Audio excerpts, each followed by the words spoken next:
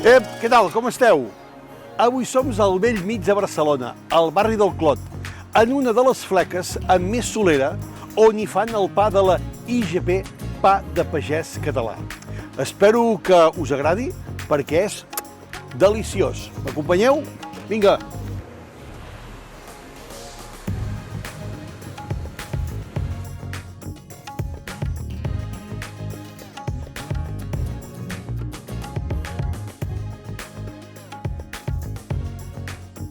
Bon dia, Gerard. Bon dia. Què tal, com anem? Què tal? Molt bé. Escolta'm, d'aquest bé de Déu, quin és el pa de pagès català? Doncs mira, l'autèntic pa de pagès català és aquest. Autèntic. M'expliques com el feu?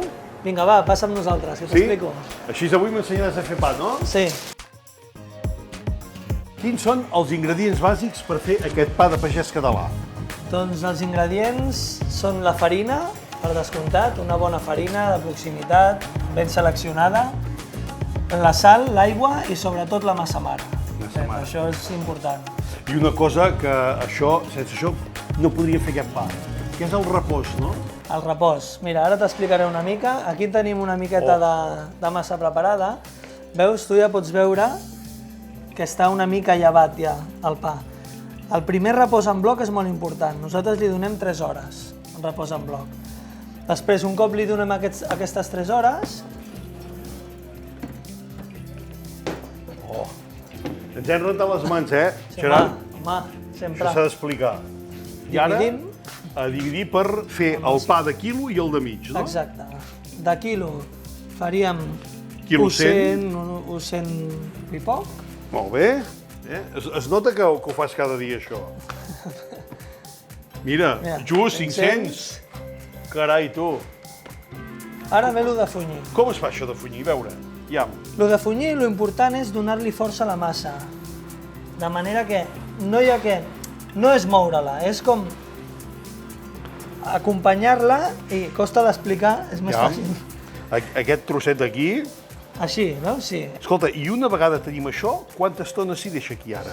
Ara aquí s'hi deixa aproximadament 1 hora. I després d'1 hora, el que fem és...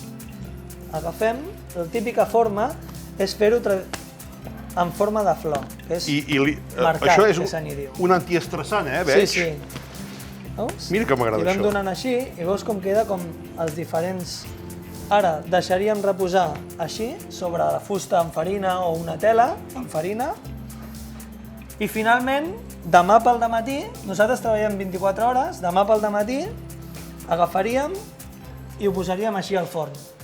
De manera que amb la pressió que té el gas a dintre del pa, fermenta dintre, l'última fermentació la fa dintre el forn i ja queda obert amb la forma de flor. Gerard, jo no sé si em guanyaré la vida fent pa, però sí que m'agradaria fer-te com a mínim una recepta ben bona i sucosa amb aquest pa, que això és una delícia.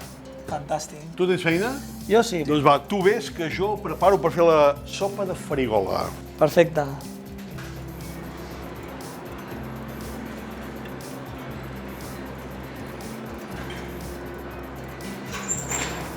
Vinga, primer de tot, posem el brou de verdures a escalfar.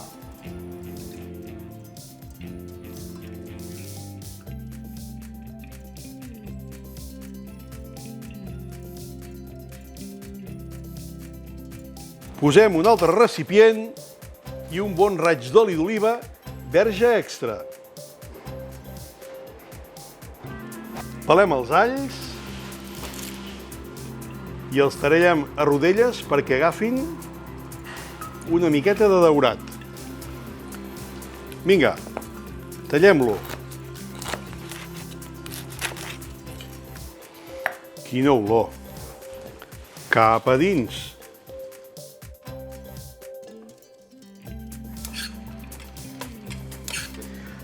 I aboquem el brou bullent i posem els brots de farigola. Mireu, ben florida.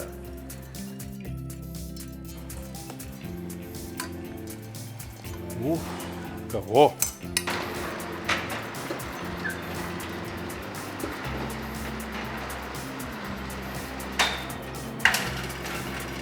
I ara, a triturar la sopa. un raig més d'oli d'oliva verge extra i un parell de rovells d'ou.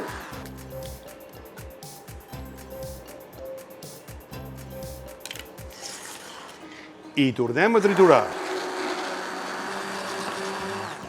Vinga. I encara ens queda l'ingredient secret, però primer mirarem si està bé de sal. Ja va bé, ja. Mireu. Mentre vaig cridant en Gerard a veure si ve. Gerard, vinga, espavila!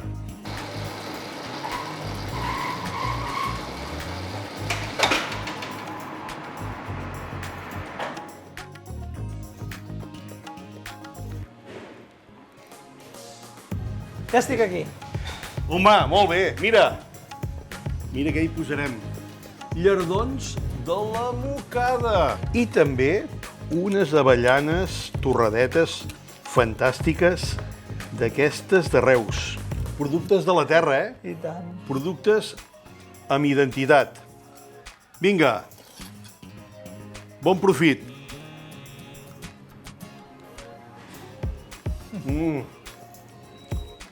I econòmica. Boníssim. Ja ho veieu. Quan hi ha bona. producte, hi ha cuina. Sense pagesia no hi ha futur.